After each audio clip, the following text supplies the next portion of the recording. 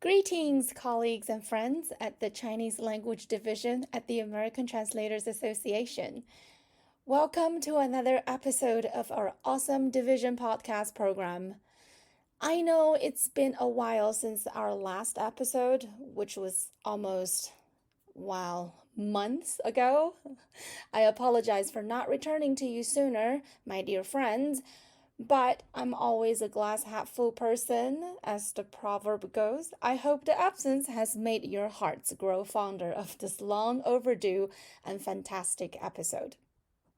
Speaking of proverbs, I have another one for you, which is probably the motto that a lot of our interpreter colleagues live by. Practice makes perfect. Although it's rare to achieve absolute perfection when interpreting, practice does make it better. And of course, you don't need me to tell you that because you already know it. But let me ask you this. Do you have dedicated simultaneous interpreting practice time scheduled on your daily, weekly, or even monthly routine? If the answer is no, then you've come to the right place. Let this episode be the push that gets you practicing. Okay, let's get right to it. Today, the star of the show is Luyi Yang, who is a fairly new member to our CLD family, but no stranger to the translation and interpreting profession. I met Luyi about a year and a half ago in Toronto, Canada, where Luyi is based. We were both attending the in-person conference interpreting practice group named CoLab that was held in Glendon College in August 2022. Anyhow, here's Luyi, and I will let her say hi. Hi, Jessie. Thank you for having me on the show. So, my name is Louis. I'm based in Toronto, Canada, and I am trained as a conference interpreter. I do have a master's degree from Glendon College in Toronto, and I do a bit of legal interpretation work as well. And although I don't do much translation yet, I am recently certified by the ATA from Chinese into English. I graduated with my master's MCI degree in 2018. I worked for about a year and a half. Then I took 4 years away from interpreting due to some other life situations. And I just came back to the world of TNI as a freelancer. Super. Welcome back. You must be really passionate about conference interpreting, so much so that even after all these obstacles that life threw at you, it didn't keep you away. I think the event where I met you, Collab, attending things like that helps me remember that this is something that really makes me happy. Indeed, 100%. Speaking of practice group events like the collab, Louis, you are one of the founders of a practice group, aren't you? Something that you started 6 years ago and it's still going strong. This is the Toronto Interpreter Practice Group. Can you tell us more about that? Sure. Toronto Interpreters Practice Group, we just call it TIP for short. We started off as sort of like a grassroots thing, and it was started by my colleagues Roni, who I'm sure everybody knows, Cien, she's a French, English, and Chinese interpreter, as well as Luana, who's in the Portuguese booth.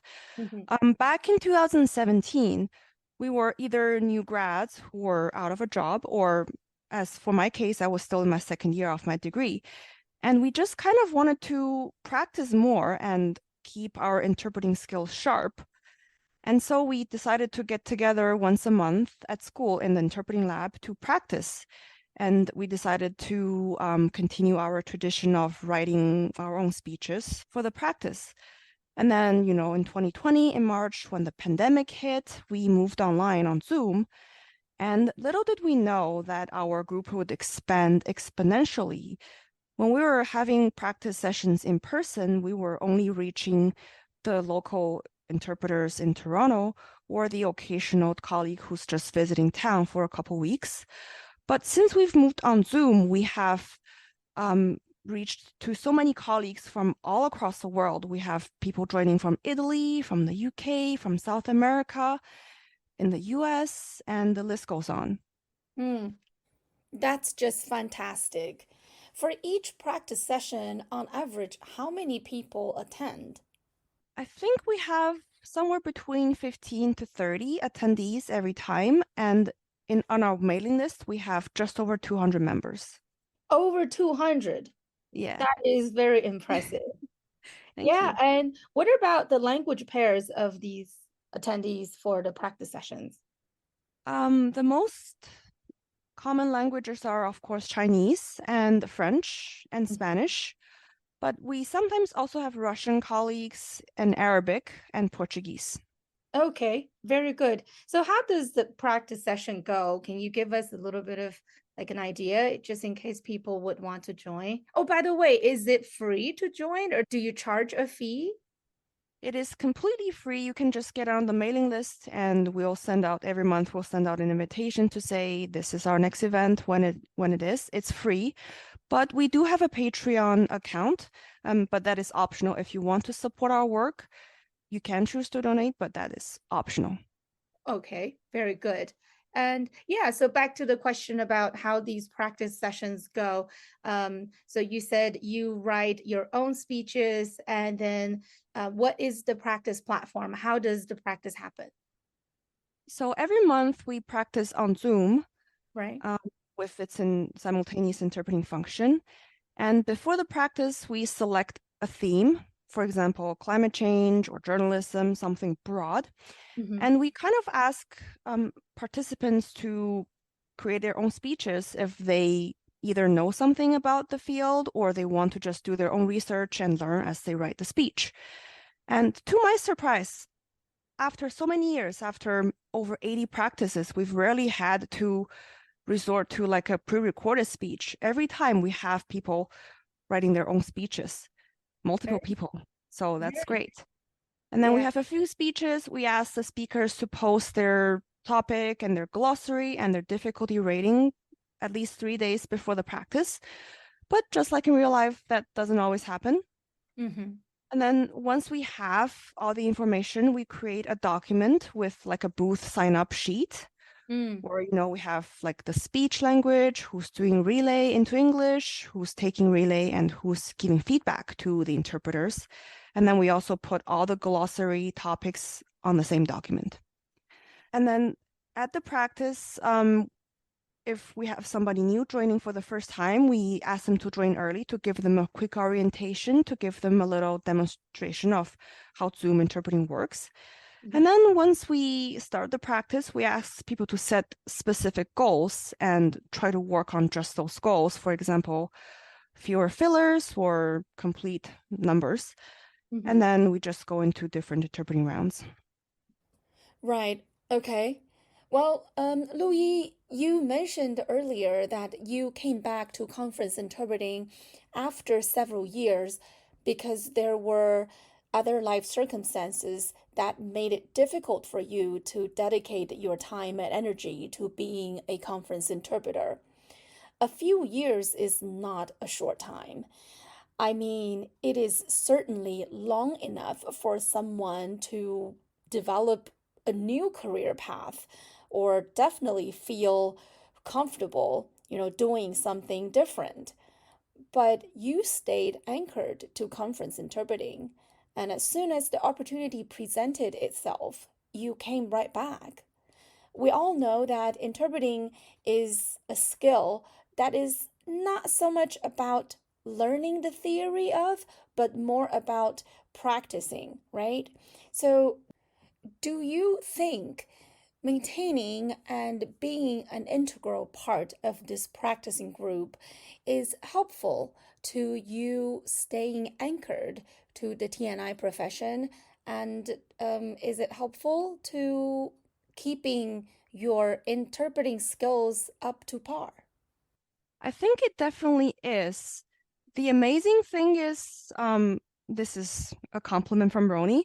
When we attended Collab last August, he said, I haven't listened to you interpret in a long time, and I think you are much better than you were when you first graduated.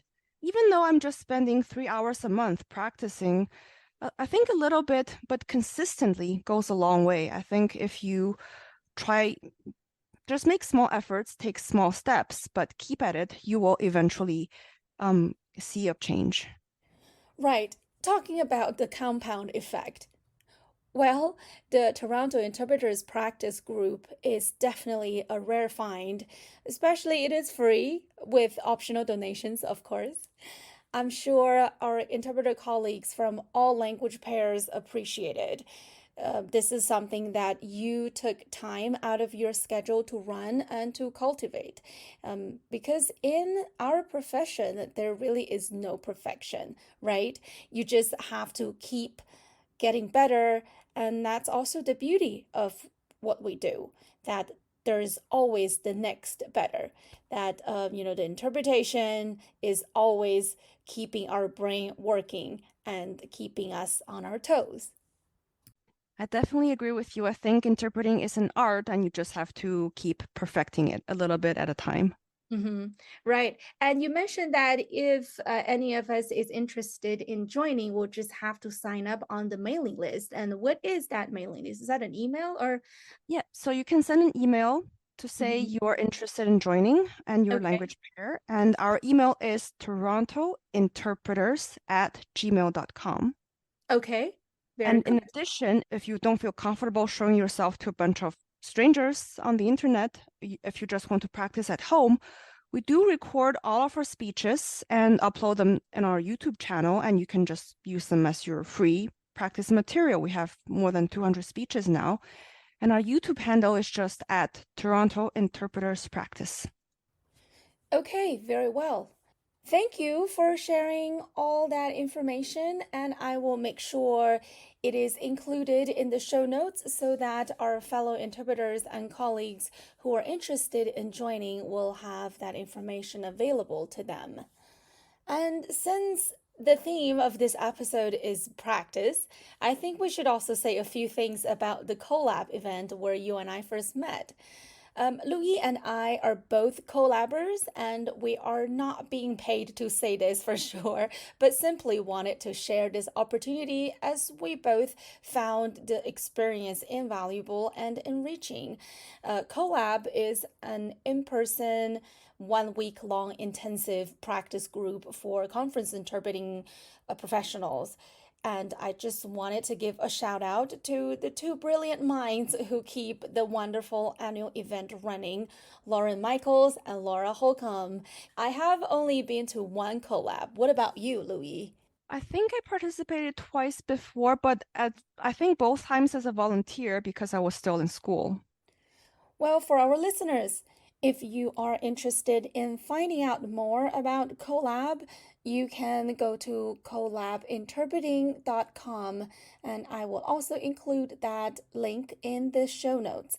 It is my firm belief that as conference interpreters, we have to engage in some sort of practice from time to time to keep our skills sharpened.